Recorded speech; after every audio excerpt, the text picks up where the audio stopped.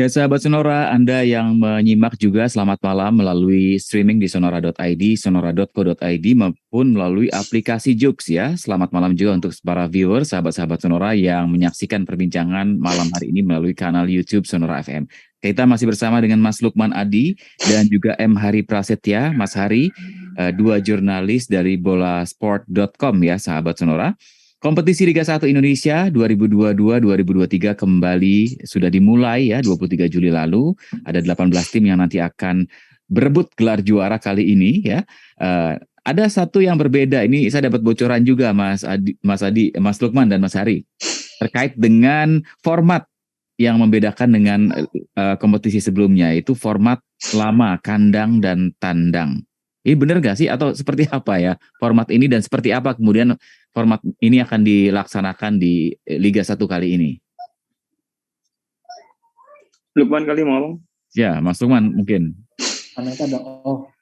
Jadi kan Liga 1 musim lalu kan dengan sistem bubble maksudnya. Jadi diselenggarakan di beberapa titik dengan pertandingan yang sudah didesain oleh PT Liga Indonesia baru, Mas.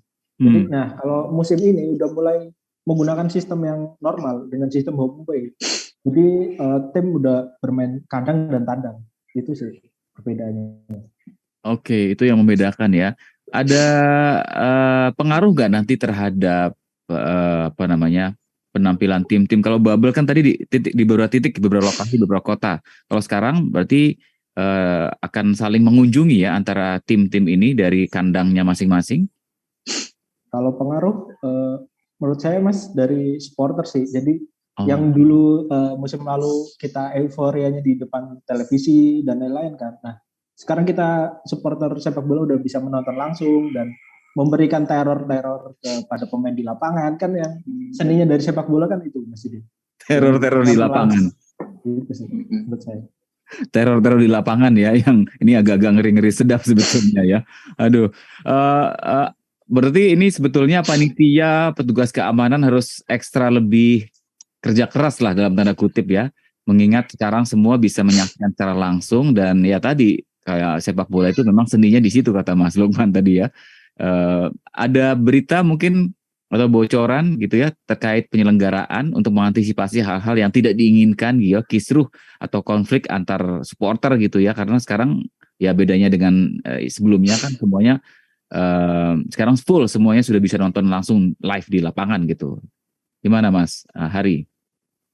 Ya sebenarnya kalau kita berbicara supporter itu kita nggak bisa nahan Mas. Supporter itu kan mempunyai pemikiran yang berbeda-beda dengan masyarakat biasa ya. Beda dengan supporter, masyarakat itu beda lah kalau menurut saya. Nah memang baru pekan pertama ini ada kejadian yang sangat merugikan juga bagi masyarakat sekitar ya, di mana pas Persis Solo pengen bermain bersama Dewa United di Magelang, karena kan kandang Persis Solo kan Stadion Manahan Solo ya Mas, lagi dipakai sama Asian Para Games, dan harus musafir lah ke Magelang.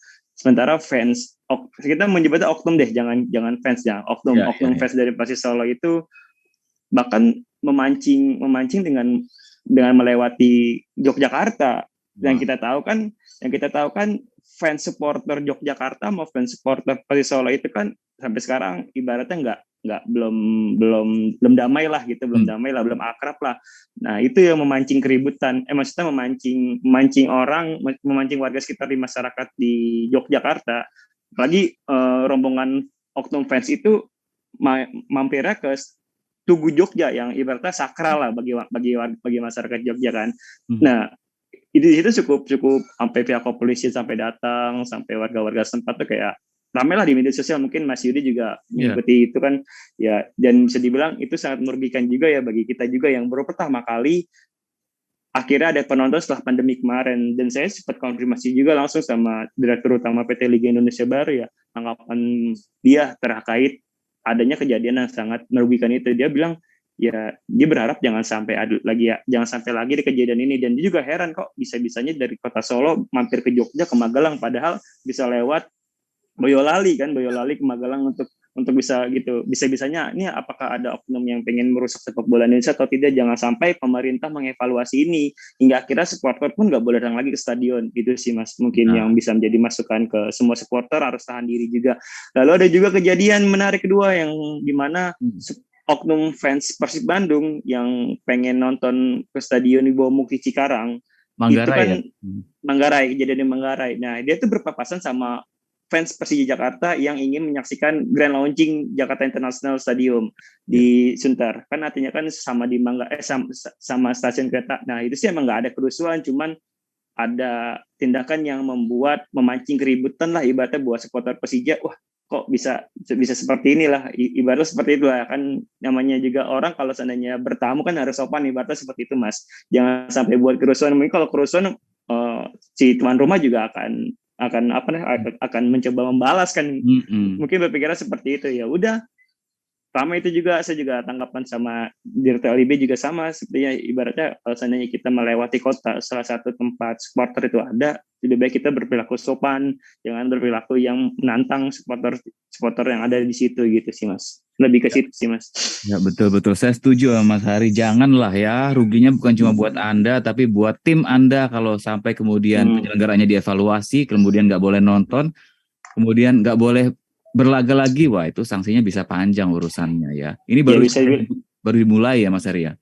Ya bisa dibilang supporter ini kan nyawa penting lah bagi sebuah klub. Tanpa supporter sepak bola tuh nothing ya, nggak ada apa-apa kalau menurut saya. Keuangan tuh larinya dari supporter. Kalau seandainya ada pemerintah mengevaluasi dan membuat supporter nggak boleh datang ke stadion, ya kita bisa berbicara kayak Persija.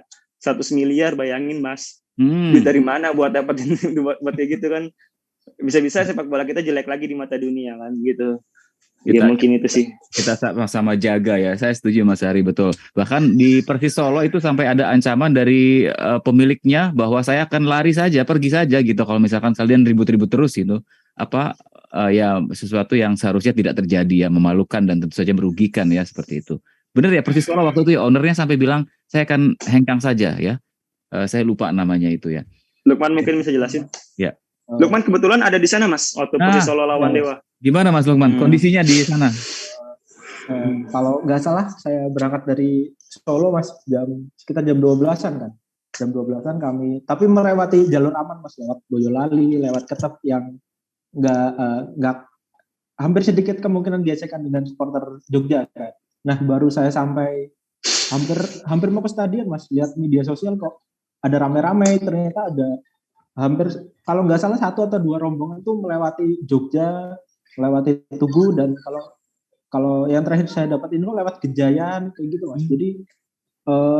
Jadi kejadiannya tuh waktu di stadion saya baru sampai tuh cukup simpang siur ya, karena banyak rumor yang tentang kekerasan itu dan macam-macam kan. Nah yang saya agak miris sih Mas, lihat ada orang tua dengan membawa anaknya, dengan istrinya, keluarganya menonton dengan motor dari kota Solo, terus mereka harus pulang dengan pengawalan polisi yang kebetulan saya mengikuti pulangnya juga karena cari aman juga, nggak lewat Jogja kan Mas, pasti membonceng anaknya tapi dengan perasaan was-was. Dan setelah pertandingan selesai Mas, pihak kepolisian itu langsung memberikan pengawalan untuk supporter ya, tapi dilewatkan ke Semarang kalau nggak salah itu. Jadi mutarnya lebih jauh lagi, nggak bisa lewat Boyolali dan sekitarnya.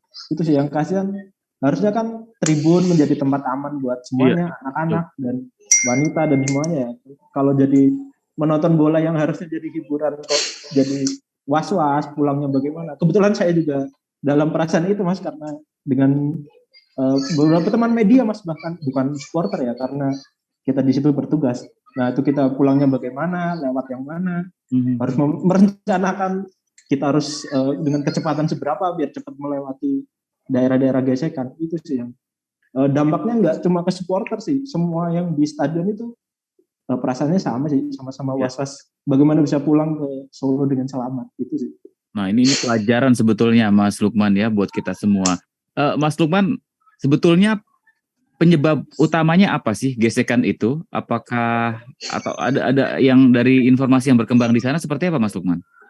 Kalau yang jelas sih rivalitas antara Solo dengan Jogja kan memang udah dari lama Mas. Seperti ya Persib dengan Persija Mas. Iya. Musuh bebuyutan lah ya. Coba yang satu ini Persib lewat ke Jakarta pusatnya lah, ibaratnya seperti itu kan. Nah itu kan memancing emosi dan amarah, itu tuh yang bikin nggak nyaman. Bahkan setelah kick off pun, setelah pertandingan selesai pun di stadion itu masih suasana agak was-was gitu semua. Hampir semuanya di tribun Mas, karena pulangnya bagaimana, terus ya itu sih berdampak ke semuanya ya akhirnya. Yes. Ini memberikan kita pelajaran, baru saja dimulai Liga 1, jangan sampai kemudian ada masalah lagi. Saya sepakat dengan apa yang disampaikan Mas Hari dan juga Mas Lukman. Kerugiannya bukan cuma buat para supporternya atau buat timnya, tapi buat semua masyarakat ya. Karena keamanan, ketertiban, kemudian juga bisa sampai ke mungkin perekonomian juga nanti terdampak juga. Apalagi tadi ada investasi yang cukup besar ya. Persija misalnya 100 M ya, ini juga menjadi PR kalau kemudian investasinya nggak sia-sia, kan sangat disayangkan sekali. Terima kasih sudah menonton. Silakan subscribe, like, dan jangan lupa komen di bawah ya Bola Spotter.